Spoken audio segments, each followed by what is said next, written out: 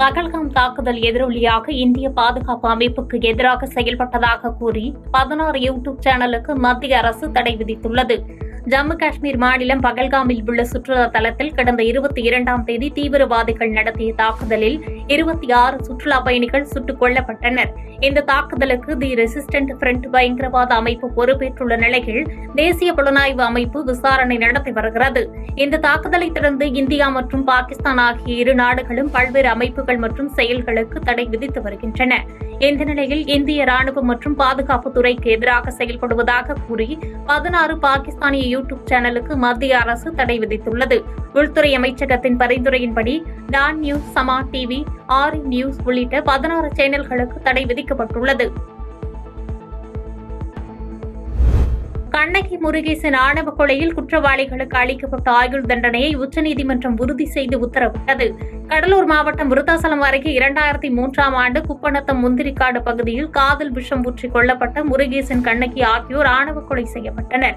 இவ்வழக்கு தொடர்பான விசாரணையில் 2021ஆம் ஆண்டு கண்ணகி அண்ணன் மருதுபாண்டியனுக்கு தூக்கு தண்டனை மற்றும் கண்ணகியின் தந்தை உட்பட 12 பேருக்கு ஆயுள் தண்டனையும் விதித்து கடலூர் சிறப்பு நீதிமன்றம் உத்தரவிட்டது. இது தொடர்பாக உச்சநீதிமன்றத்தில் மேல்முறையீடு செய்யப்பட்ட நிலையில் கண்ணகியின் அண்ணன் மருதுபாண்டியனுக்கு விதிக்கப்பட்ட தூக்கு தண்டனை ஆயுள் தண்டனையாக குறைக்கப்பட்டதோடு ஆயுள் தண்டனை விதிக்கப்பட்ட 12 பேரின் தண்டனையும் உறுதி செய்து தீர்ப்பளிக்கப்பட்டது. பகல்காம் தாக்குதலை தொடர்ந்து இந்தியாவில் இருந்த பாகிஸ்தானியர்கள் அடாரி பார்டர் வழியாக பாகிஸ்தானிற்கு திருப்பி அனுப்பி வைக்கப்பட்டனர். ஜம்மு காஷ்மீர் மாநிலம் பகல்காமில் உள்ள சுற்றுலா தலத்தில் கடந்த 22ஆம் தேதி தீவிரவாதிகள் நடத்திய தாக்குதலில் 26 சுற்றுலா பயணிகள் சுட்டுக் கொல்லப்பட்டனர். இச்சம்பவத்திற்கு பிறகு இந்தியாவிலிருந்து பாகிஸ்தானியர்களும் பாகிஸ்தானிலிருந்து இந்தியர்களும் வெளியேற வேண்டும் என இரு நாட்டு அரசுகளும் உத்தரவிட்டிருந்தன. இந்நிலையில் பஞ்சாபில் இருந்த பாகிஸ்தானியர்கள் அடாரி பார்டர் வழியாக பாகிஸ்தானிற்கு அனுப்பி வைக்கப்பட்டனர். மேலும் இந்தியாவிற்கு சுற்றுலா வந்த பாகிஸ்தான் பயணிகளும் திருப்பி அனுப்பி வைக்கப்பட்டனர். ஏதோ சிலர் செய்த தவறுக்காக ஒட்டுமொத்த மக்களுக்கு தண்டனை அளிப்பது வேதனை அளிப்பதாக பாகிஸ்தான் பயணிகள் தெரிவித்தனர்.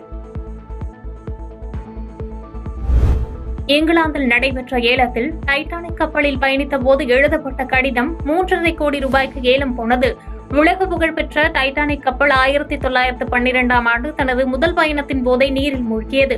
இதில் 1500க்கும் மேற்பட்டோர் நீரில் மூழ்கி உயிரிழந்தனர். உலகத்தையே துயரத்தில் ஆழ்த்திய இச்சம்பவம் திரைப்படமாகவும் வெளியாகி ரசிகர்களை வெகுவாக கவர்ந்தது.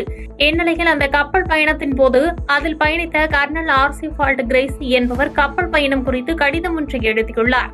அக்கடிதத்தில் கப்பல் பயணமும் நன்றாக உள்ளதாகவும் ஆனால் முழு பயணத்தையும் முடித்த பிறகே பயணம் குறித்து விவரிக்கப்படும் எனவும் குறிப்பிட்டிருந்தார்.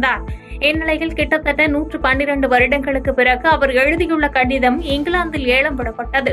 இந்த ஏலத்தில் அக்கடிதம் 3.5 கோடி ரூபாய்க்கு ஏலம் போகி ஆச்சரியத்தை அளித்துள்ளது. செய்திகளை உடனுக்குடன் தெரிந்து கொள்ள கீழ்கண்ட கேபிள் மற்றும் டிடிஎச் நெட்வொர்க்குகளில் எம்நாடு செய்தி தொலைக்காட்சியை காணுங்கள்.